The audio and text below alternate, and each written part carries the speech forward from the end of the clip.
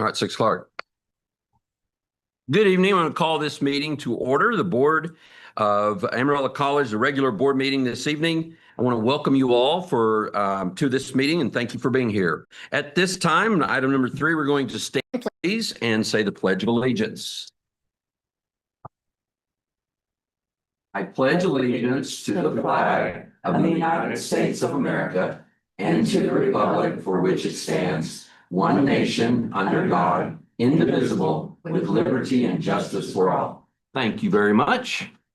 And now we have a special guest with us, one of our students, Joseph Randall, going to be introduced to us all. I'm coming.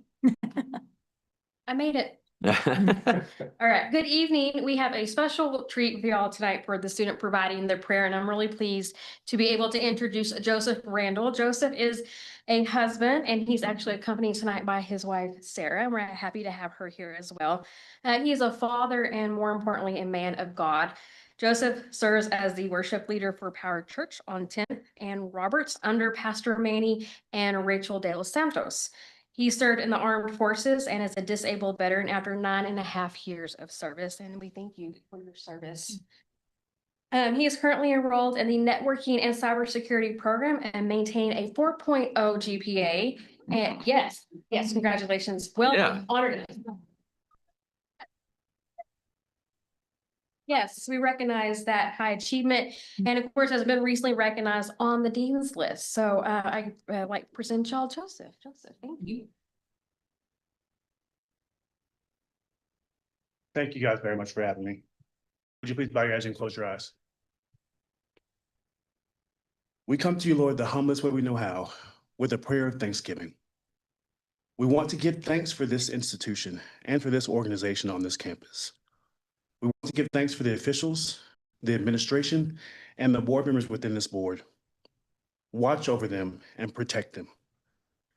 Give them discernment as they make the decisions for this campus to foster a spirit of togetherness and to bring those opportunities that will enhance the student experience, to cultivate a community, to form diversity, to make friendships, and develop lifelong relationships. In Jesus' name we pray, amen. Amen.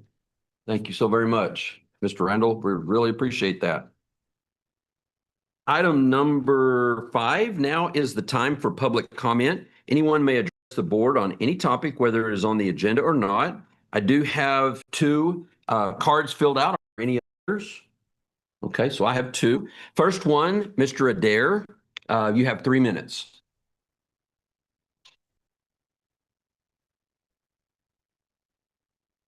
All right.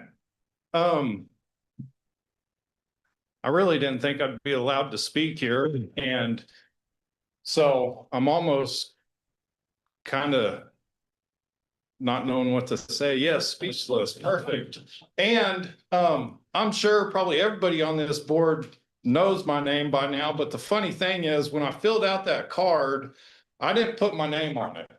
I put good citizen on it, as many people do in a lot of town hall meetings. I could get online and probably in a matter of minutes find 100 videos of people using names that aren't their own to speak at public meetings. But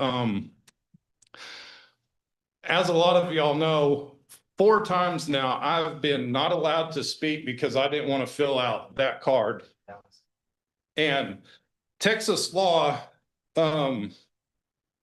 gives everyone the right to speak at a public meeting. House Bill 2840 went into effect and took us from just having the right to attend to having the right to speak. And I know Jake Barrett likes to say, well, it also says that we can do speakers cards. Yes, you can do speakers cards. But if somebody doesn't fill out a speakers card, you still cannot deny them the right to speak, because that right there is a violation of the law. And it's been done to me 4 times now. And I just kind of also want to add that, you know, I know a lot of the members on this board, and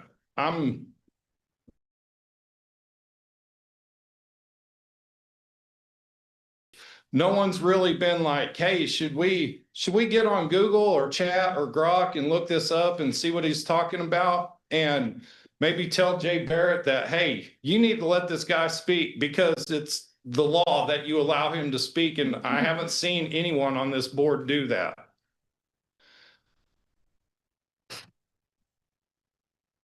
Well, I've Trying done to it. think I've if looked it up. you've looked it up. I've looked it up. Awesome. And what have you found? I found that we are perfectly constitutional by having that card. By having the card, yes. But if I don't fill it out, you can't restrict me from speaking because that is the law, that I have a right to speak here. And I know it's a gray area and it's not signed out, but you know, and I've met with the attorney and even Jay Barrett, and I've said this is what I ask that you do. Do it like Mayor Cole Stanley does over at the city.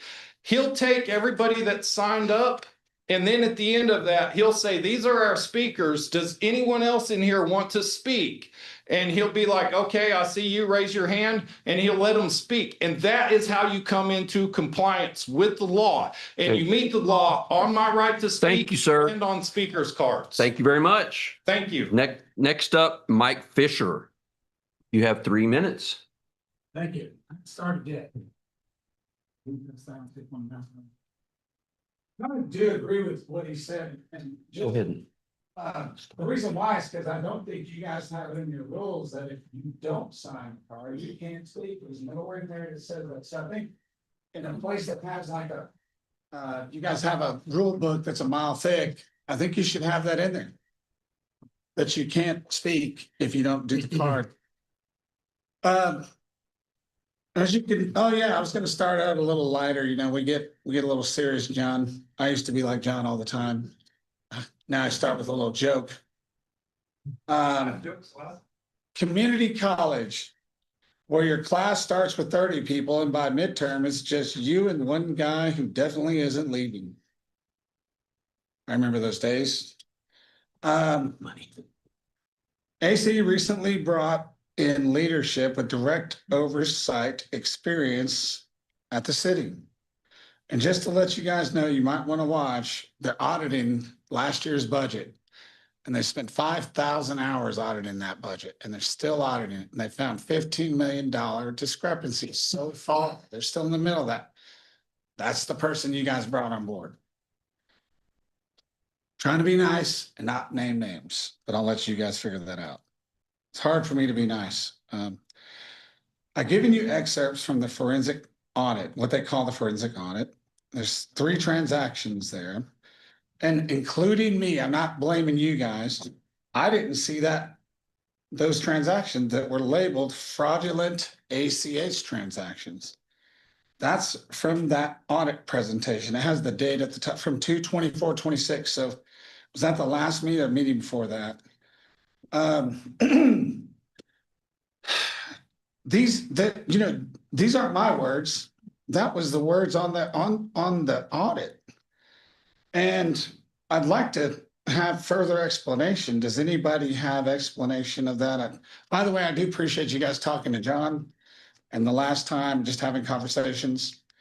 I'm not trying to say, I'm not saying you guys are wrong because I missed it too. AI found it. I put it in there like the 3rd time. It said, what about the fraudulent transactions? I'm like, what are you talking about? And there they were. And then I went back and downloaded the transcript. I uploaded the audio to a program I use called Otter, downloaded the transcript, and then I analyzed the transcript.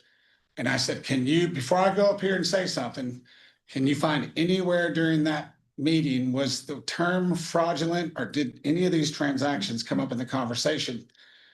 And I think it's worthy, and I'd like to talk about it. I mean, my instinct is to go to the police or whatever, but does anybody have anything to say about it? I mean, before I make a bigger deal about it, because I've made a fool out of myself before, and maybe you guys have. Time is up, sir. Thank you very much. And that's your answer? Time is up. Thank you. Does anybody else? Item number 6, SGA report. Kennedy Juarez.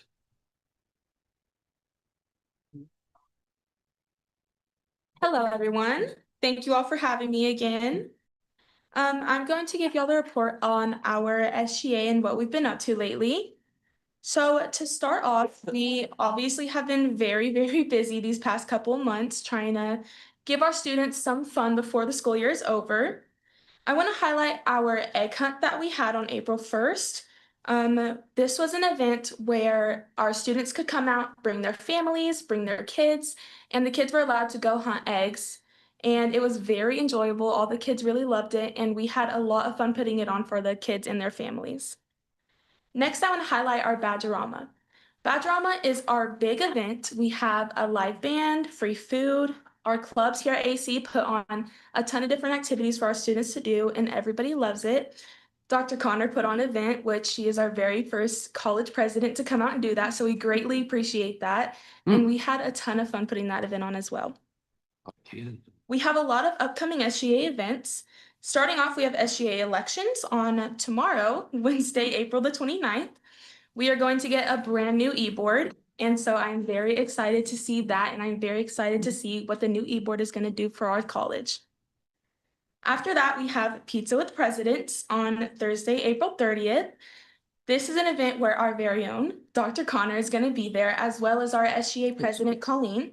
They're going to be giving out pizza, and this is just an opportunity for our students to come out and get to know the presidents a little more that are representing them in the college.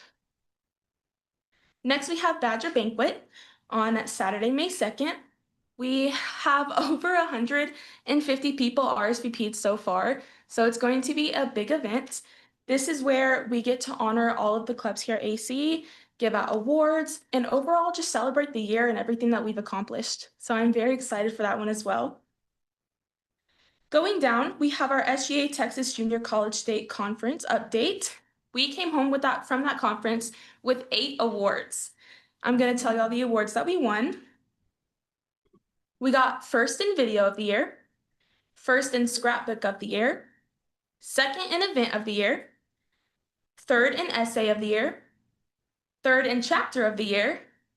We got gold level of chapter of excellence, most spirited, and lastly, we came home with the sweepstakes award. So we are very proud of that and all of our accomplishments. Congratulations. Awesome. Thank you. Thank you. At the very bottom, we have a graph titled Unique Students. This is a total of all of the unique students that we have served throughout this entire year. And we are well on track to hit over 3,000 students by the end of the year. So we are very proud of that as well. So that is all for our report. Seeing as we have SGA elections coming up, this is going to be my last meeting with y'all here. So I'm very sad about that. But thank y'all so much for allowing me to report to y'all, and thank y'all for listening to me. I think it's really important for y'all to hear about what SGA is doing on campus and doing for our students. We do important work, so I'm very happy that y'all have let me do this. The new president of SGA will come to the meeting starting in August and will continue out to the rest of the year. So I'm excited for that. But that is all I have. I now have to head to an East Campus job fair to help out with that. But thank y'all so much for having me. Y'all have a good night. Thank you. Thank you, Kennedy, thank you for doing such a great job throughout the year. You did very well. We appreciate you. It did, yes. It did. Thank y'all so much. All right, thank you. Next up is item number 7, the Regents reports. We'll begin with the executive committee. On the executive committee, in that we discussed several things, including items on the agenda tonight, possible looking at the check register for AC and how we can get that done, for the public view, how AC is managing resources with increased dual credit enrollment. We're very concerned and want to support the increase that we have in dual credit enrollment. So we want to make sure we allocate plenty of resources for that. And then our social media numbers, many positive perceptions that AC has gotten throughout the last several months. I think it went back since the beginning of the year, since January, I think, something like that. And it was very, very nice to see all of the good, positive things going on. That's the executive report. Next up, AC Foundation. Yes, thank you. the foundation met on April 9th, and Coach Rains and Nathan, who's the sports information director, were there with I don't know, 8 or 10 baseball players. And the coach said something specific about every player that he introduced. I mean, he knows something very worthwhile about each player. It was very interesting. There were 33 athletes on the fall dean's list, which represents 47% of of the athletes, 47% of the athletes. We had a report about the success of Kids College and a report from the Grants Committee, which has awarded a total of $75,000 this year to various AC departments. The most recent grants that we approved at that meeting were for training, equipment such as a golf cart and some ropes for the fire academy, some travel for conferences, and a new espresso machine for the cafe. So apparently that was very popular. I think you know that Tracy Doherty is retiring, and so this is her last week. She's out retiring, I guess, effective Friday, maybe, something like that. Is that right? Thursday? Okay. Yes. Yeah. 22 years at the foundation. So she's been at the foundation about as long as I've been on this board. So it's a long time. AC's foundation sponsored the athletic banquet, which was last night. And there were about 230 people in attendance, including 6 regents. So thank you, regents, for being there. It was a great event on the athletes, the coaches, and all the support staff. So it was very well received.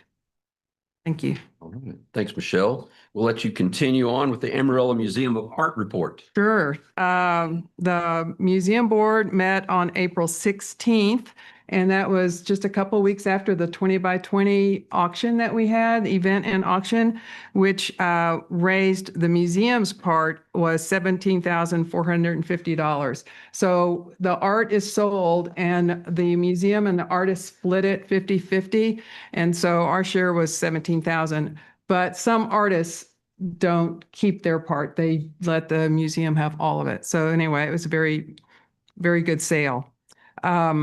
Our big party event, besides the gala, which is kind of highfalutin, this is Let Your Hair Down party, is Art After Dark, and that's June 26th. We do it once a year.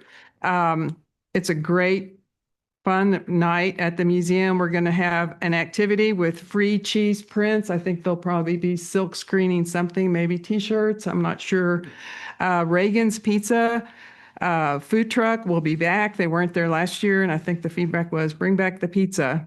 And the band is a bluegrass band called Rachel Sumner and Traveling Light. They are from Boston, and they won the 2025 Telluride Bluegrass Band Championship. So they are super big, and I think they're just passing through Amarillo somehow. And so we got them booked for the night that they're going to go through. You know, we're going to be celebrating that Route 66 anniversary, and the engineers have said, okay, to putting vintage cars in the museum. So we're going to have, I think, 3 vintage cars. And I put on your place some stickers that the museum has of the cute badger doing his or her artwork. So something that they are using in some of their educational programs. That's it. Thank you. Yes. Thank you, Don't Michelle. hit the badger. Appreciate that. I will not. Stuck there. Panhandle PBS report by Peggy Thomas. The last Thursday evening, Panhandle PBS, I don't have my mic on, sorry. Panhandle PBS welcomed a sold-out studio audience for the premiere of Cadillac Ranch, a new documentary celebrating one of the Texas Panhandle's most recognizable landmarks. Produced by Panhandle PBS, the film highlights a special orchestral composition commissioned and performed by the Amarillo Symphony, blending music, history, musical insights, and regional pride. The premiere was met with enthusiastic support from the audience and marked another successful collaboration between 2 leading arts organizations in Amarillo. Viewers across the region will have the opportunity to see Cadillac Ranch when it airs on television Thursday, May 7th at 7 p.m. on PBS. All right. Thank you very much, Peggy. I appreciate that.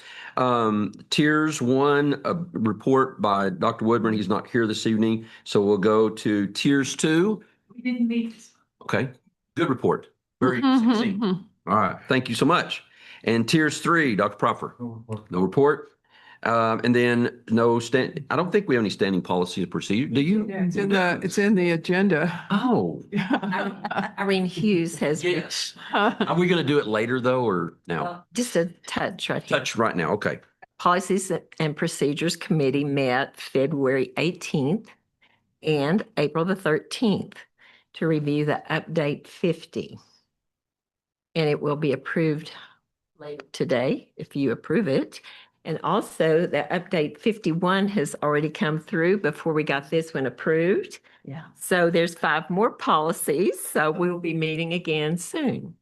And this comes from TASB, right? Every time they put something in there, we have to, Lots of pages. and we have to agree sometimes not to abide by it. So Yes. we'll Some look forward to your, rejected. yes, good. We'll look forward to hearing about that later in the board meeting. Thank you.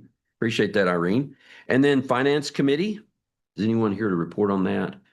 No, I know the Finance Committee met and has another meeting coming up to continue the discussion concerning Dr. Connors, her contract renewal and all of that.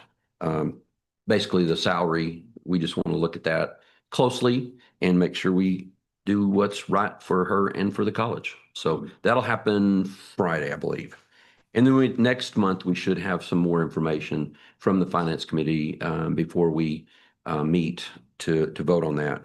Also, the Legislative Affairs Committee, the report, and the CAT, anything with CAT? Yes. How many of you have seen your emails on data informed governance and the different modules?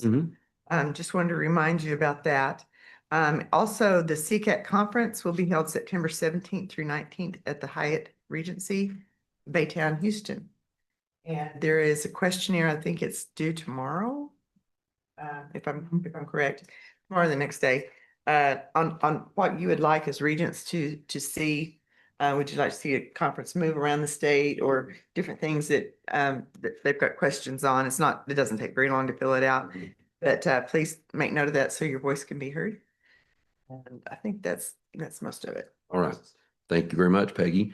And then nominating committee, I know has a meeting been scheduled yet? I think Dr. Woodburn will be scheduling a meeting of the nominating committee in advance of our next board meeting when they're going to suggest a slate of officers for the coming year. So that'll be good to hear. All right, moving on then to item number 8, Dr. Connors' President's Report.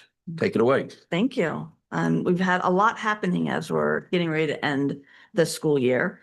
So bear with me a little bit, but it's all really good things. So Amarillo College welcomed Dr. Wynn Rosser, Commissioner of the Texas Higher Education Coordinating Board, to the Washington campus.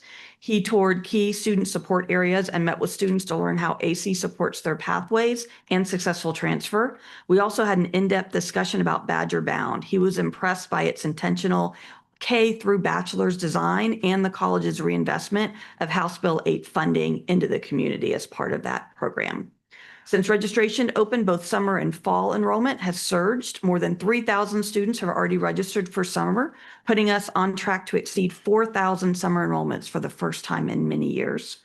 Fall has already surpassed 3,000 registrations. We're up 12.6% in headcount and 14.6% in credit hours year over year. The Washington Street campus alone is over 500 students above its 5-year enrollment average. With 120 days until the semester begins, we're well ahead of pace and remain focused on sustaining this trajectory through August.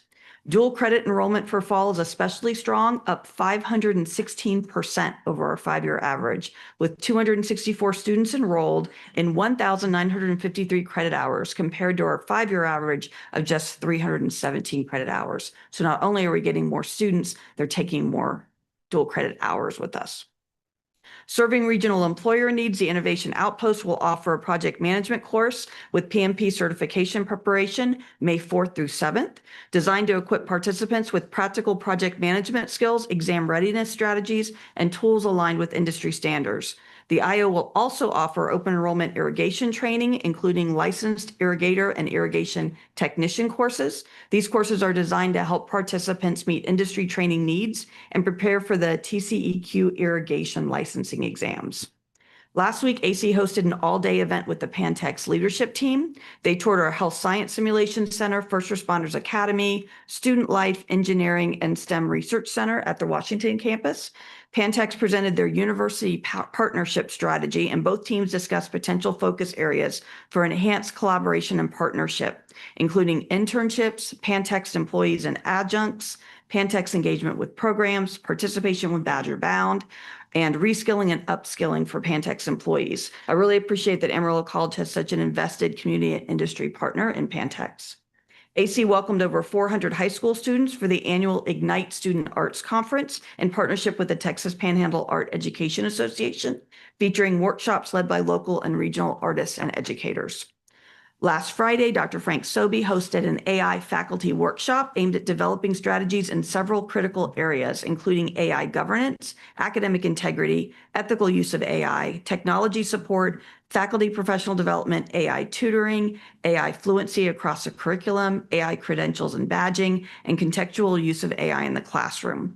Our collective responsibility is to prepare students for AI integrated work environments. The workshop provided a valuable opportunity for faculty to engage in meaningful discussions about the implications of AI in education, how they already utilize it in the classroom, and where we want to be with AI adoption and integration by the next academic year. The Heart and Mind Discover Your Path in Teaching and the Liberal Arts Springboard event brought prospective students interested in the teaching profession to campus to connect with faculty, explore programs, and complete enrollment steps. AC students excelled in the National Cyber League Spring 2026 practice game. All participants placed in the top 6% nationally among nearly 3,500 competitors. Sean Brooks ranked 11th overall in the top 0.32%. So congratulations to our Cyber League, and a huge thank you to their advisor, Chris George, who puts in countless hours in supporting that team. Amarillo College student media were recognized with 36 awards from the Texas Intercollegiate Press Association convention in March. This included 2 overall excellence awards, 13 first place awards, 9 second place awards, 9 third place awards, and 5 honorable mentions. Also, AC Mass Media major Austin Pounds was elected student president for TIPA for the 26-27 academic year. Congratulations to those students and their faculty advisors, Madison Fowler, Brian Frank, and John Brickson. Following with the media theme, our own communications and marketing department received 6 collegiate advertising awards, including gold, silver, and bronze recognitions across several campaigns. Our communications and marketing team wears many hats, and I'm so appreciative of the level of quality they put into every piece that they touch. As part of our continuous improvement efforts, the college is enhancing procurement and contracting processes. Contract signature authority is being clarified. Routine purchases of $50,000 or more will be streamlined under the consent agenda, and updated credit card limits will better align with roles. In the coming months, the college will also roll out improvements to contract review, tracking, and guidance to better assist departments. Some highlights of meetings and connections from me since our last meeting. I'm honored to have been invited to serve as an inaugural member of the Texas Success Center's new Strategic Advisory Council. The purpose of this council is to provide high-level strategic guidance on the center's priorities, ensure alignment with institutional and statewide needs, and help translate practitioner insight into meaningful system-level direction. I had the pleasure of speaking to 190 high school students from 9 different schools who are interested in teaching as their career at the annual Why Teach Region 16 event at WT. I appreciate Rochelle Fouts and her team for their work to make this a meaningful event for students each year. I held another coffee and conversation with Connor C3 event in March, as well as facilitated a student focus group to capture their ideas of our new strategic plan.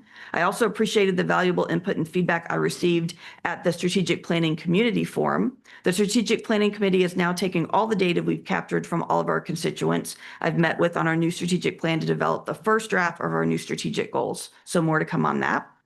The Creative Minds lecture by Joe Harjo Joy Harjo was an incredible event. The stories behind her writing were powerful and her work is beautiful. AC was so fortunate to have her visit and to share so much with us. The STEM Scholars Luncheon was an incredible event. The success of each student highlights the real difference this program makes. And I love the opportunity for our donors to get to hear their unique journeys. And thank you for the Regents who were able to attend. It's that time of the academic year for celebrations, and I so enjoyed attending the Business and CIS Department Student Success Celebration and watching family members' smiles when their loved ones were called up and received awards. While it was a great experience serving, I'm happy to report that I've completed my work on the SACS Offsite Reaffirmation Committee that evaluated 2 other institutions who are preparing for their onsite visits. Keep Us Live event from Bach to Rock and everything in between was a phenomenal event from start to finish. Thank you to the AC Foundation for hosting the cocktail buffet before the concert in the Student Services Center. It was the perfect opportunity for our donors to see the amazing space created for our students that just opened in January. The concert hall was the most packed I've ever seen it. Martin and I even sat in the balcony for this first time. That's a pretty cool view. Amarillo College hosted the current Leadership Amarillo and Canyon cohort on campus and look forward to this being an annual event now. We shared with them key initiatives such as Badger Bound, STEM Scholars, and programs that we have at the East Campus. We discussed how they and their businesses can connect and partner with AC. They also toured our PBS station, STEM Research Center, Student Life, Tutoring Center, our SIM Center, and the First Responders Academy. I attended the United Way CEO luncheon and I'm honored to be asked to serve as an executive advocate of the campaign this year. Amarillo College supported Share Hope Ministry at their Hope Fest banquet. I was so inspired by the courageous stories of the women that they serve. AC is proud to partner with Sharing Hope in offering GED courses on site for them and providing additional support to assist the women they serve in reaching their academic goals. Longtime biology professor and biology textbook author, Dr. Robert Bauman, was recently recognized and celebrated as this year's AC Professor Emeritus. It was a very full room full of family, friends, coworkers, and students. And thank you to those Regents who were able to attend that. I'm excited to have been asked to join the Amarillo Executive Women. I appreciate the opportunity and look forward to serving with them. I had the best time at Badger-Romer with our students, and I know Kennedy already left. This year, I hosted a table where students answered a question for me and got to spin the wheel to win some AC swag. Some of my favorite responses from students were to the questions, how confident are you with your next steps toward your career and why? What do you wish more students took advantage of at AC? And what's a random thing that you love? I appreciate so many of you participating in our final Aspen CEO and Trustees Collaborative. I found it to be meaningful work as we're gearing up for our new strategic goals, and our discussions will ensure we're aligned and focused as the college moves forward. I had so much fun talking with Skylar Gallup on her Hey Amarillo podcast. We discussed everything from AC's community impact to student success to what Martin and I love about Amarillo and even the fact that we still don't have a kitchen in our house. Amarillo College has entered into an MOU with the University of Texas Permian Basin. Last week, we had the pleasure of hosting their president and team on campus for an official MOU signing event. This partnership strengthens transfer pathways for our students to UTPB. The president also announced a scholarship that they're offering for our students. Last night, the college held the athletic banquet. One of the major highlights was that 33% of our athletes made the dean's list, meaning that in addition to excelling at their sport, they equally applied themselves to their studies, achieving a 3.6 GPA or higher while taking a minimum of 12 credit hours. I appreciate our coaches for all the ways that they support our students to achieve. Today was our annual Badgers to Buff signing day on campus. I got to pet a buffalo for the first time ever. But more importantly, several of our students officially signed toward their next step from AC to WT. We had a great turnout for the event, and I appreciate the WT team who came to celebrate with us and made our Badgers feel welcome as they become Buffs. And that's my report. Just to clarify, that was just 1 month. That's a lot. That's a lot going on here, and I'm so glad we're right in the middle of everything. Thank you, Dr. Connor. Next up, item number 10. Grants Administration and Compliance Department. Hold it. I'm sorry. I missed it. I've got my sheet off the wrong deal. This is the night that I really love because I love hearing from our students who are presidential scholars who I followed on Facebook and saw everything they did. I know you can't present everything, but I'm going to turn it over to Leslie Ingham and give us more information about their trip to Portugal and Spain. Hi, everybody. Dr. Connor, I'm sorry about your kitchen. I don't feel sorry for myself now that my fridge is out. It's not that bad. My name is Leslie Ingham. I'm so glad to be here with you guys today, and thank you so much for having us. My amazing students are here to tell their travel story, but just a very brief overview of Presidential Scholars is it was established in 1988. We've had 5 program coordinators to date. I take on 15 to 20 new members a year.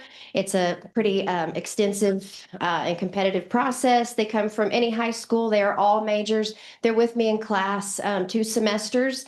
And the only requirement for that class, supplies-wise, is a passport. So that's kind of exciting. But I do demand a lot of them. We have an international trip that is institutionally funded since 2011. We have tuition scholarships for these students funded by the AC Foundation. They have to do 4 honors by contract courses minimum. Colin has 8. Colin is not here. He's at work. He's always at work or doing homework. We do a lot of public speaking. We have a lot of arts and culture enrichment, a lot of community involvement, and campus involvement. And here are some of the things that we do throughout the year. Panhandle PBS, we are campus partners. Isn't that right, Kevin? We do AC Corporate Cares luncheons hosted by the foundation. We work the Friends of the Amarillo Public Library book sale 3 times a year. We have an arts excursion. We help with marathon fundraisers. We are part of various focus favorite. No offense to any of the others. We have lots of alumni and guest speakers, travel presentations, obviously, Fall Fest and Badgerama, AC Giving Tree. We try to donate to the ARC. We play intramurals. We play kickball. We have social painting sessions hosted by yours truly. And then we help with Badger baseball game day lunches. And that's for their double headers. And now I'm going to turn it over to Emerson. Okay, thank you, Miss Ingham.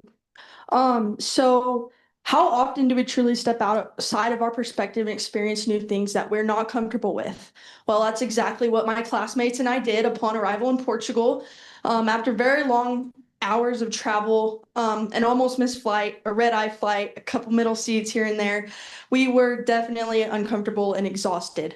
But the city really takes no time in introducing itself in the most uplifting and engaging and just beautiful way.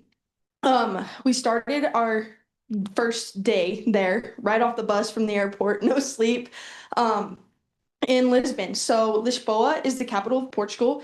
It rests on the Tajo River, which meets the Atlantic Ocean near Belém. It is famously known as the City of 7 Hills, which the nickname comes from its drastic landscape across rolling hills that offer breathtaking views and even worse, breathtaking walks. So we started our walking tour at a place called Liberty Avenue, which was inspired by the Champs-Élysées. This is also known as Restaurant Square. It's famous for its higher end shops like Louis Vuitton, Gucci, all places I couldn't afford to go to, but it was very interesting to see the amount of people that were coming and going. So from there, we continued on to Rocio Square, which is known as Lisbon's meeting square. It is a place where people have met since the medieval times, and they still meet today, even after the catastrophic earthquake and tsunami of 1755. It is a place where you will find cafes, restaurants, shops, plenty of opportunity to try the pastel de nata, which we took advantage of. I want to, before I move on to the last bit of the tour, I wanted to point out the picture in the middle of the slide that features a building with blue and white tiles. These tiles are known as azulejos, which stems from an Arabic term called azulej, meaning polished stone. These tiles represent historical events, religious scenes, and everyday life for people who live there. It really turns Lisbon into an open air museum where you are culturally enriched the entire time, no matter what you were doing. So ending our walking tour of Lisbon, we ended at Praça de Comércio. This means Commerce Square. This square is one of the more famous squares of Lisbon. It is known for its breathtaking views because it opens up to the Tajo River. Lots of sightseeing there.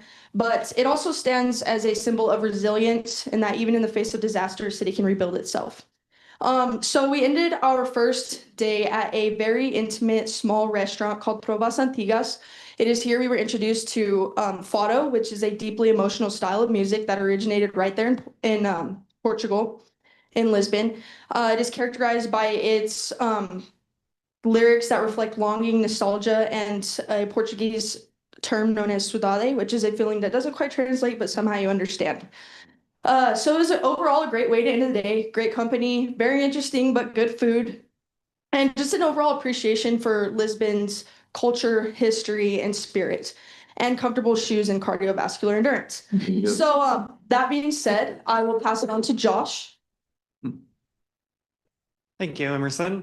My name is Josh, and I get the privilege of telling y'all about one of our favorite activities that we did in Portugal, which was the adventure circuit in the Arabida National Park. This park is known for its breathtaking limestone cliffs and its gorgeously clear water right there on the beaches. But I think probably the scariest moment there was getting to ride a bus that almost took us off the side of those cliffs. We were extremely terrified. So instead, we went up and actually rappelled off the sides of these cliffs in a more safe manner. I will tell a little bit of a story from our dear classmate Addie, who, as she was stepping off the side of this cliff, decided to let go of her rope and then started screaming for us to help her stop. So the guy that was at the top was able to grab her and stop her from slowly rappelling down uncontrolled. And we watched her safely go back down. Once we all got to the bottom, we got to participate in some cave splunking and exploring, which was very demanding of our leadership, communication, and endurance. But we made it through, and I think we found that as our most probably favorite memory there because it was extremely difficult. So now I'll hand it over to Ashley.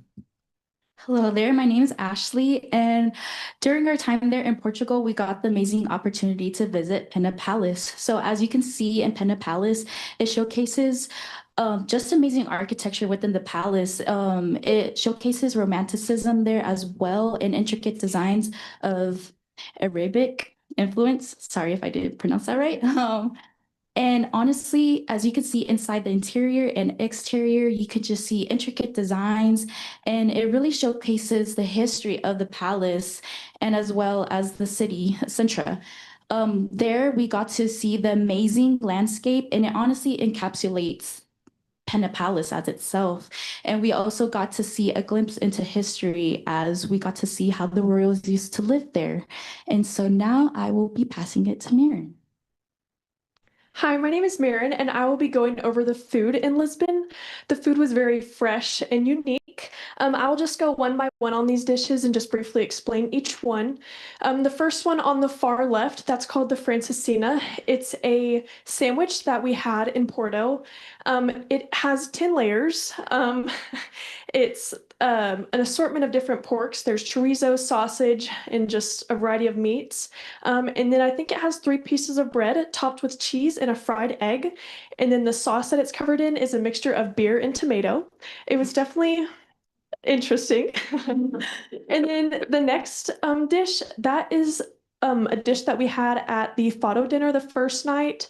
That's just clams covered in garlic and butter. It was definitely something different for us picky eaters. And then the third one, that is ice cream that we had after the Francesinha. It was very refreshing after a long day of touring Porto. And then lastly, that pastry there, that is from a pastry shop that was near our hotel in Lisbon, and it was great. Some of me and my classmates visited that more than we'd like to admit. And then now I'll be going over the tile painting. We were greeted by a really sweet couple in this shop. They just briefly explained to us the importance and the history of tile painting. As Emerson said, it's part of their architecture. And we all got to make our own tile. I brought mine with me. It's made from cobalt. Whenever you put it on there, it's light purple, and then once fired, it dries cobalt blue. It was really nice to make something so important to Portugal our own and be able to take it home. And then now I'll give it back to Josh. I'm back. So I get to talk about briefly just some of the public transportation that we partaked in. From Amarillo, you travel by car. sometimes walk, very rarely. But in Europe, transportation is a huge thing. It's part of their culture. It's very dependable. Everything's connected. In Portugal, we could go from one end of the city to the other end within 10 minutes, I want to say. And so it's very well designed. Helps support the tourism there in Europe. Another funny story that I get to tell is our dear friend Isaac Romero he unfortunately found out that it is nothing like American transportation as he was trying to get off of one of the buses that we were on and the doors were closing. So he thought he would just get in between them and they would open right back up. And they did not. So he was unfortunately stuck. His face was stuck in one of the doors for about 30 seconds before the driver reopened them. That's just it on the transportation. So I'm going to hand this back to Emerson. Okay, so this is Porto, Portugal. We went there by a 3.5 hour train ride. It was honestly a great experience. I thought I was going to dread it, but it was very cool to see the countryside of Portugal. Porto is famously known for its port wine. They handle it all there in Porto. It's a very small and intimate place compared to Lisbon. So that was a really cool experience for us. We got to tour some of the oldest streets in Portugal. So overall, it was just very enriching and very nice to step outside of Lisbon and get to see the other aspect of how people live in Portugal. That I will pass it to Al. Hi, everyone. My name is Allison, and I'm going to be going over our time we spent in Belém. Belém is just a few minutes outside of Portugal, or outside of Lisbon, but its main characteristic that was just beautiful was the monastery in that middle photo there. The architecture was just absolutely beautiful, and getting to learn about the history of nuns residing there in the 18th century was it was like you were living in their time. It was beautiful. We learned that the nuns actually kind of created the pastel de nata that we keep talking about. They created a recipe just out of things that they could find around the monastery.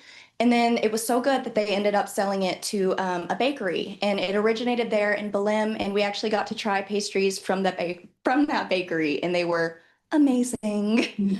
I actually liked them so much that whenever we were in the airport, I bought a dozen of them. And then they got smashed, but we were so hungry that we just ate the crumbs. It was awful, but so good. Another defining factor of Belém is the Monument of Discoveries. And this is just a ginormous statue that showcases the 13 original explorers that helped create Portugal and Lisbon to be what it is today. So I'm going to pass it back to Mallory. Hello, everyone. My name is Mallory Moore, and I'm so excited to tell you about an experience that left me feeling really inspired. It was a guest lecture by Dr. Stephanie Segard in Madrid, and this was held in our hotel, which was lovely. But we actually got to do a couple things that really gave us some great lessons, actually. So we did a challenge that you might think sounds easy, but it was not. It was using pasta noodles and marshmallows to try to make the tallest tower possible. So yes, it was not easy. So this definitely took, first of all, self-awareness. Learning what you bring to the table is very important in a group setting. And we used each person's different strengths in these exercises, as well as being adaptable. When the towers fell after you've been working on it for almost your whole entire time, you had to be adaptable and change quickly. And of course, collaboration with different personalities in your groups. And then one of the topics that left me really inspired and I hadn't really thought of much was learning what a growth versus a fixed mindset was. It's something that probably a lot of us have been stuck in before. A fixed mindset can look like you thinking, I'm just not cut out for this. I'm just always going to struggle with this topic, whatever that may look like. And a growth mindset can say more, weakness is an opportunity for me to grow. I can get better at something and I can move forward and learn. And this was great for me to learn in a time when I had been struggling with the class and didn't even know I had a fixed mindset, but this totally changed my perspective and I know I'll be using this in the future. And then we ended with just a takeaway question where she asked us what we'd be changing after learning these skills.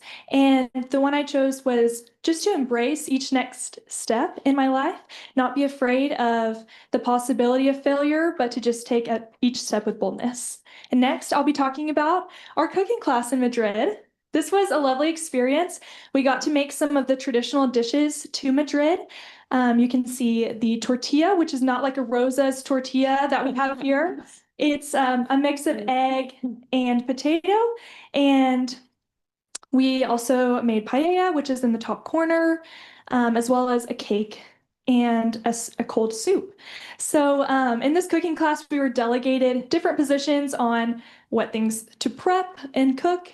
And Isaac, bringing it back to our friend Isaac, who is not here, and I were dealt maybe the shorthand of the stick, and we had to devein, degut the shrimp. These were giant shrimp. Yes, and dehead them as well. And there might have been some tears shed when it splat on me. So we won't talk too much about that. But it was a really amazing experience. It brought us all together with their culture and just being fully immersed in their style of food and learning about the dishes that they have every day there. And next, I'll be passing it off to Ashley. Hello there.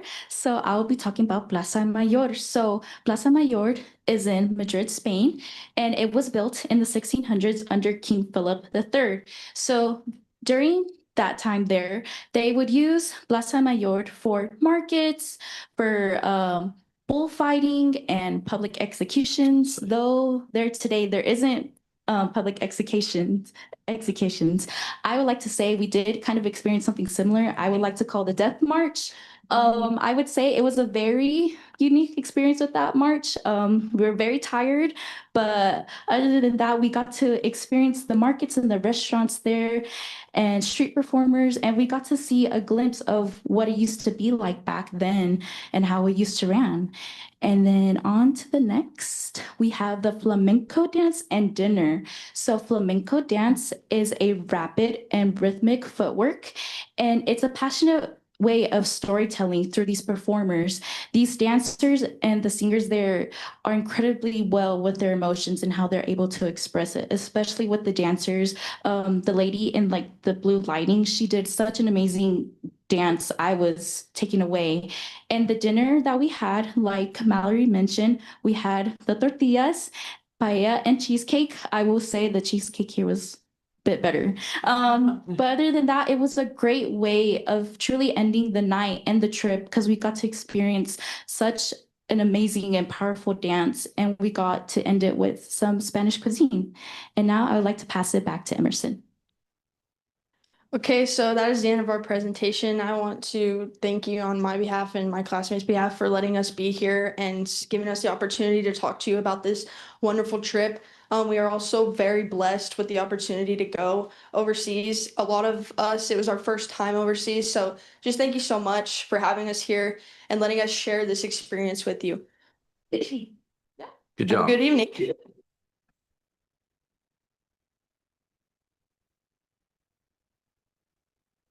That was a great presentation. Thank you very much. Awesome. Now we get on to item number 10, Grants Administration and Compliance Department, Ms. Jackie Jones, will bring us some grants.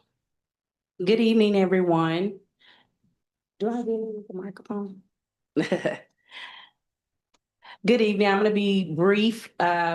Just want to share a little bit with you on tonight to kind of give you a thought of how the grant funds that we are currently managing here on campus is empowering excellence, and we're transforming our resources into actual academic results.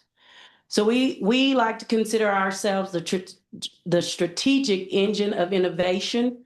Right now, our grant portfolio is about 17 million plus. And that is with our revenue streams coming from state, federal, and private sources. And it does strengthen our institutional budget each year. We also like to consider ourselves as these funds being strategic architects. We do bridge the gap between the visionary goals tangible resources through our grant support initiatives.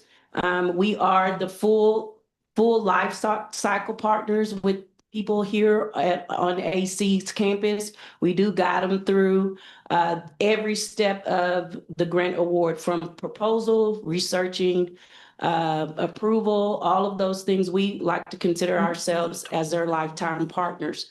Now, these grant funds are fueling the future, empowering each campus that we serve. We're driving student success and regional prosperity. We make sure that every proposal aligns with the state funding model, aligns with our Badger Bound initiatives. We also make sure that our grants touch students on every instance.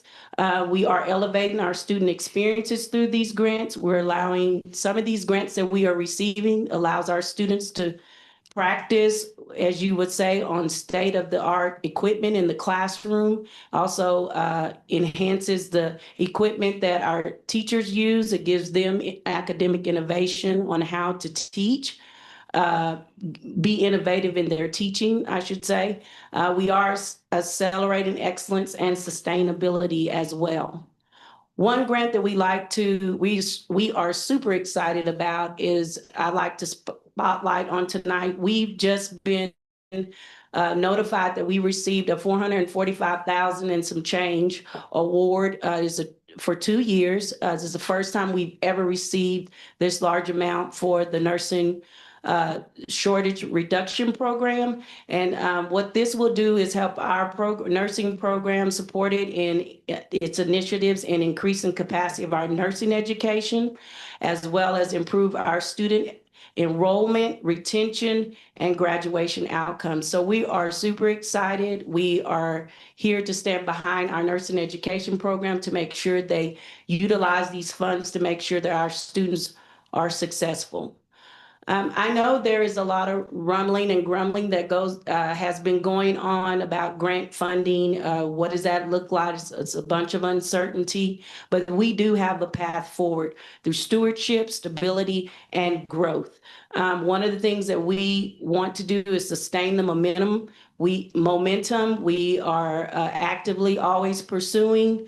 Right now, we have over 1.6 million new proposals that we are pursuing. We are diversifying our funding opportunities. So we're looking ahead to make sure that our students still have the opportunity that they need to be successful, to have a creative learning environment, and we increase institutional growth. Thank you for your time. I appreciate you for allowing me this opportunity to show you how our department is enhancing student success here at AC. Awesome. Thank you, Jackie. Jackie, would you please, on your prior slide, just touch on the audits? Because you have the compliance. I did. Along with that, we have recently had 2 audits from 2 large entities come up on our campus, which is the Texas Higher Education Board and Texas Workforce Commission. We passed that flying colors. We're super excited because we want to make sure that every grant portfolio that we manage is audit ready, and that we are spending these funds as we are allowed to. Awesome. How many Thank you. grants are you looking at? Right now, we have 17 contracts. Yes. Keep going. That's awesome. Good job. Thank All right, you, thanks, Jackie. Next up, item number 11, the minutes of our board meeting from March 24th. Were there any amendments to this? Anyone have any changes? I think there was one change on, it says page 88 here of this, item number D. You'll see a red letter. I think some of y'all got that. I think it's separate. Anyway, who made that change? Allie made the update based on feedback from the Regents and reviewing the minutes. Okay, and so that was, this is something that's not true, or? Okay. Just want to make sure everybody knows that if you approve that minute, you're approving this change. Move for approval. Okay. Second? Okay, thank you, Irene. Motion's been made and seconded. Any discussion? All in favor of the motion to approve the minutes, please signify by saying aye. Anyone not in favor of that, say no. All right, thank you very much. That motion carries. Consent agenda items. I'm going to ask Dr. Connor to talk about this briefly concerning some items that I'll just let her talk about it. Sure. And I'd mentioned a little bit in my president's report about trying to kind of streamline our review of items under the consent agenda. So to further strengthen transparency regarding the college's purchasing procedures, the consent agenda has been expanded. The items included are generally routine and non-controversial, such as annual renewals for our software license agreement. So any software contracts, when we actually are looking to have those contracts approved, they come to you and you do approve them, but then we also make annual payments to those contracts. And so those are things we still want you to be able to see, but under the consent agenda, because you've already approved overall, but then you're able to see when we make a payment over $50,000. As such, we encourage you to look them over in advance to facilitate an efficient approval process. That said, if there's anything that you'd like to discuss further or vote on separately, you're always welcome to request that any of these items could get pulled from the agenda so that you all could have separate conversation and separate voting. And to make sure everyone has that opportunity, the chair will check for any such requests when we reach this consent item agenda for each meeting to go over and have those questions. So you can see we have several of those that are over $50,000. So if you wanted to talk about them, pull them out separately, vote on them, we have that opportunity to do so. As such, we're going to present the consent agenda item and open it up for any motion.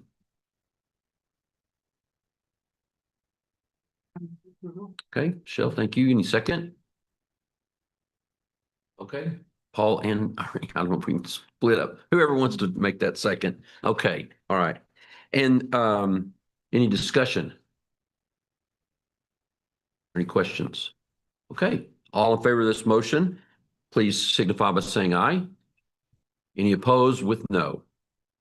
All right, that consent agenda passes. Item number 13. Let me make sure that's the right next one. Yes, online check register, Dr. Connor. Sure. Amarillo College is committed to transparency, accountability, and responsible stewardship of public funds. Based on recent conversations, we reviewed several online check registers of other organizations within the community, as well as other community colleges throughout the state. Currently, the majority of Texas community colleges do not post their check registers online. However, to further strengthen transparency and internal compliance, I'd like to propose that the college move forward to post a modified check register on its website. The posted check register would provide summary information about payments made by AC, including payment date, vendor, and payment amount. Important context that we would include on the webpage as an explanation is that to protect privacy and confidentiality, the posted information would not include employee payroll, financial aid, student details, refunds, bank account and payment card information, and other confidential and sensitive information. The information provided would be unaudited and may be adjusted as part of normal accounting processes. Some payments may be one-time, grant-funded, or legally restricted and should not be interpreted as ongoing or discretionary spending. The posted register would be informational and would not replace AC's audited financial statements. For the implementation timeline, we would develop a customized report automated to run and take into consideration the parameters that I described above of what would be included and what we would make sure was not included for confidentiality and security purposes. The process is important in order to ensure the accuracy of the data and to create an efficient means to produce it without requiring manual work each time. Considering other priorities, report customization, and testing, we estimate that this new check register would go live within 6 months if the board approves. You said payment date and payment amount. And the vendor. Move for approval. Okay. Thank you, Paul. And second, who was that? Okay, John, thank you. Any discussion of this item? Are we contracting with a company that does this, or are we developing the software to do it? How's that gonna work? We have the system, and so it's our internal team would work to actually create a customized report. And would that be monthly report or ongoing? It's my understanding it's not live per Yeah, it wouldn't se. necessarily be daily. It would be at My least guess would monthly. be at least monthly Yeah. that we would be posting it. Most of the things that we've seen, they post it and it's a monthly thing. It's not like an ongoing Right. ticker that goes around. It's just an itemized reporting once a month is what we're looking at. Is my understanding. Okay. It kind of looked like a bank statement. Yeah. Yeah. Yeah, exactly what it looks like. It's my understanding that independent school districts are mandated to do that now. And so it just kind of makes sense for us to do that as well. There's nothing to hide there. People want to see that, they sure may. I do want to bring out the point, though, that this is unaudited and things may look different than after we clean those things up throughout the accounting processes. So we just don't want people to go out and say, oh, this is happening and all of that, because you have to look at it. And if anyone has any questions about it, they sure may come to us and we can answer that through our processes. Any other questions or comments? All right, the motion's been made and seconded. All in favor of approving our online check register, going forward with that, please signify by saying aye. Any opposed with no? All right, that motion carries. Thank you all very much. Financial reports, Ms. Crossley.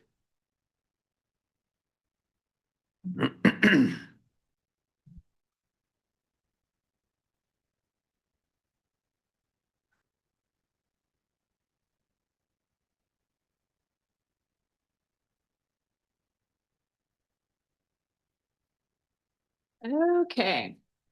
So in your packet, you have the monthly financial report for the period through February 2026.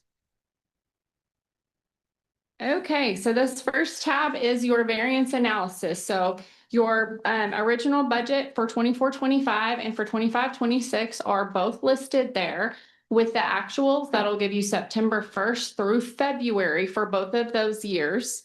The far right columns are your year-over-year change and your percentage change. So I'm going to go over the large changes here, but then let me know if there's something else that comes out to you. The first large change is your tax revenue. So for this year, we've received $2.7 million more in tax revenue than we did at this time last year, which is an 18% change, or 18% difference, sorry. On your investment income, last year we received 403,000. This year, 555,000 in investment income, which is a 38% increase, and that's just overall market value. And your miscellaneous income is down by 4 million, which this is where we run through the funds that were moved over from the AC Foundation to AC in order to help with the construction. We actually have not moved any funds over this year, and so that's why it is such a different change there. Down on the expense section, for supplies and travel, they're both down 19% and 21%. This is just due to overall initiative of the college. So back in November, when we reached out to everybody and kind of told them, hey, we're going to adjust what budget we're operating on this year, the employees, all the staff, faculty have gone and have reduced their overall supplies and travel through this point. And then on capital equipment, it's down $12 million, or it looks like 90% at this time. Really, most of the construction was done last year. There's not a lot of construction still going on this year. And that's the line that stuff runs through for your large equipment and any construction.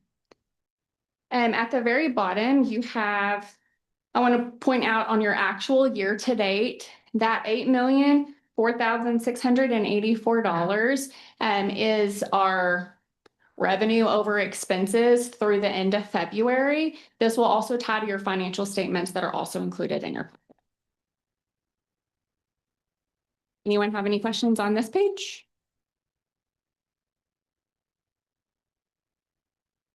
Nope. Okay, so the next page is your operating cash flows.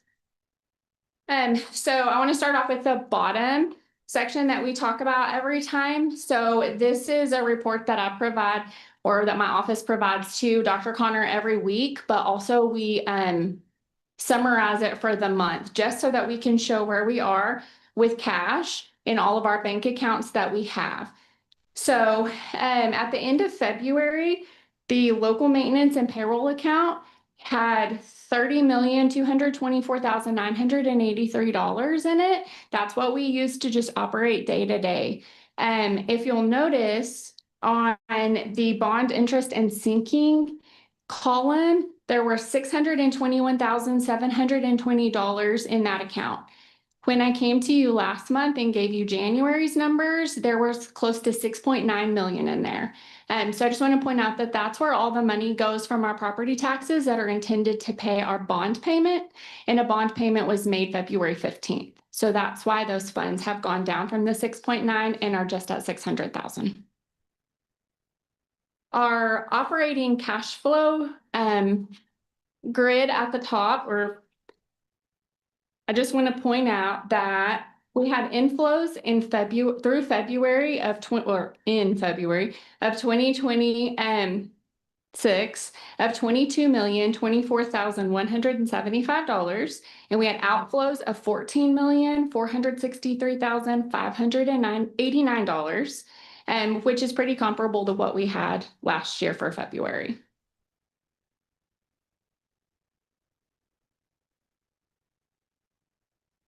Okay, so as far as the metrics go, if you'll notice, all of the metrics, with the exception of the debt ratio, have gone down a little bit.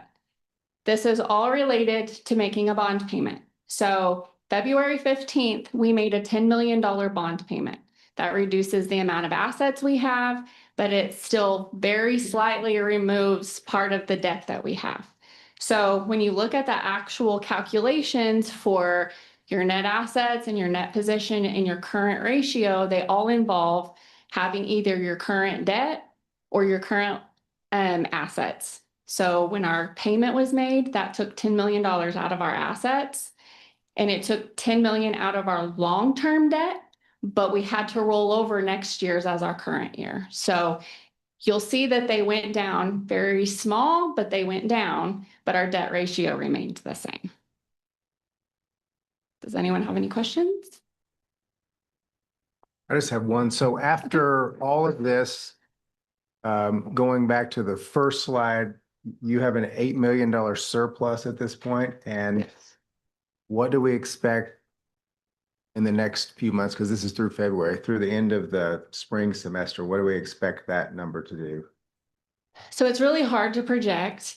But with some of the initiatives that Dr. Connor's put in place with the cabinet and with the board, we're trying to hold steady on a lot of those expenses to the best of our ability. That number is going to drop coming forward. We don't have a whole lot of revenue that's going to come in between now and the end.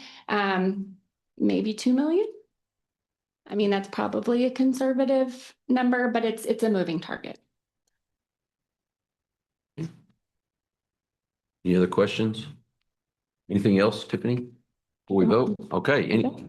I'll entertain a motion concerning our monthly financials. I'll move it.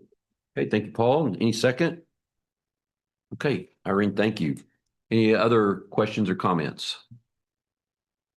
All right, we're going to go ahead and have a vote. All in favor of the motion, please signify by saying aye. Aye. Any opposed by saying no? All right, that motion carries. Thank you very much, Tiffany. Thank you. Yes. Oh, I'm sorry. I haven't gotten there. I haven't gotten to the next page. Sorry. That's fine. Okay. All right. Item number 15, invitation to bid package number 1428.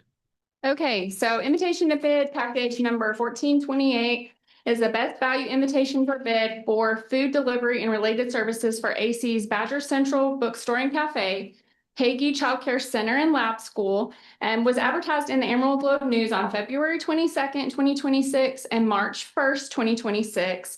Bid documents were obtained by one company. A tabulation is received and is attached. Approval of the award being granted to Affiliated Foods for $200,000 for a one-year contract with the option to renew for 4 additional one-year renewal periods is requested. Okay. I'll entertain a motion on this. Peggy, second? Irene, all right, here we go. Any questions or comments? All in favor of the motion, please signify by saying aye. Aye. Any opposed by no? That motion carries. And looks like we have another person up at the podium right now, 1429. Kevin, take it away. Thank you, thank you. This is the best value invitation for bid for the purchase and installation of KACB TV television transmitter and related components for Amarillo College. IFB number 1429, best value invitation for bid purchase and installation of KACB television transmitter and related components for Amarillo College was advertised in the Amarillo Globe News on March 15th, 2026 and March 22nd, 2026. Bid documents were obtained by one company. A tabulation of the proposal is attached. Approval of the award being granted to Gates Areas one lot for $272,969.87. Funds for the project came from the Public Media Company's Bridge Fund grant, which was accepted and previously approved by the Amarillo College Board of Regents a few months ago. Okay. All right. All in favor? I need a motion first. I'm ready to go. No, you accepted it, the money, the grant. Yeah. Now we're actually starting to spend the grant. All right, any motion? Hey, Peggy? All right, John? Motion's been made and seconded. Any further discussion? All right, we'll go ahead and put that to a vote. All in favor of this motion to accept package number 1429, please signify by saying aye. Aye. Any opposed with no? That motion carries. Thank you, Kevin. Thank you. Appreciate it. Next up is the awaited for changes in our policies. Item number 17, and Mark cannot be here. He had a family emergency. And so we're going to turn that over to Irene. You're going to talk through the changes? I'm going to tell you all about it. Please do. Mark can take care of that. Okay. The policy committee reviewed and approved the changes recommended by TASB in update 50, which is primarily rewording with minimal substantive changes. Were there any that we said we wouldn't put into play? There were 3 that were rejected. Which ones those are? The CRB. I didn't see CRB on there. EFAA. Well, EB. Those all 3. You gave those to me. I don't see any of them on the list. Do you? Come as a motion from your committee. Okay. So. Shows rejected. Which one? Where is that, John? Instruction sheet. Okay. Okay. Oh, I see it. Yeah. And these come periodically, and you've already said that they've already made some changes. We'll have to get y'all to look at again. Legislatively, sometimes they change. Policies just do that. And I think it was a good idea that we went with TASB because it cleared up a lot of the policies that we had in place. So I'll entertain a motion concerning the approval and adoption of updates to the Board of Regents Online Policy Manual. And it's come as a committee motion already, okay? And it doesn't need a second, I don't believe. So we'll go ahead and vote for that. All in favor of accepting these from the committee, please signify by saying aye. Any opposed by no? All right. Thank you very much for your work. I know looking at policy is sometimes tedious. right? Especially when they put out, how many, 50 some odd? Just B, okay. All right, moving on then, we are going to have a closed meeting. Let me get my language out here. Number 18, there will be a closed meeting so that regents may deliberate the deployment of specific occasions for implementation of security personnel pursuant to section 551.076 of the Texas Government Code. Dr. Jamel Connor and Chief Elizabeth Brown will be asked to stay. No final decision, action, or vote will be taken in closed session. The time is 7:21 p.m. All right.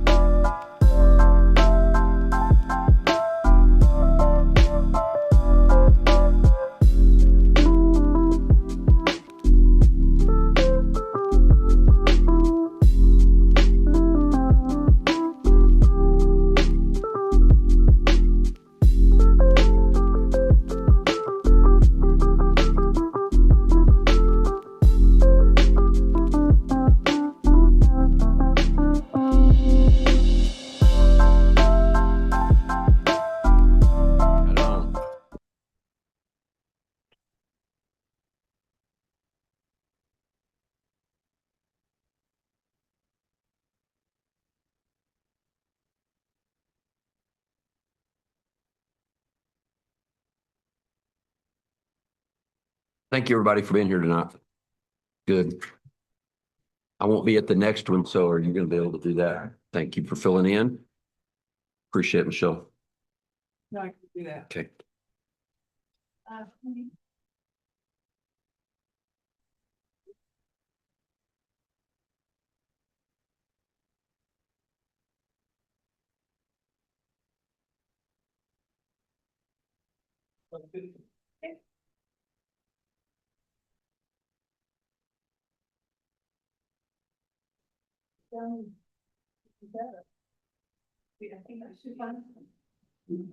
You ready? Oh, count to 15. Ready? The closed session is concluded. No final decision, action, or vote was taken in the closed session. We now convene an open session. It is now 8 p.m. o'clock and a quorum is still present. We then move on to our next agenda item, and I'll entertain a motion for item number 19. Adjournment. Second, all in favor, saying aye. Aye. Any opposed? No. All right. Thank you all. Appreciate it.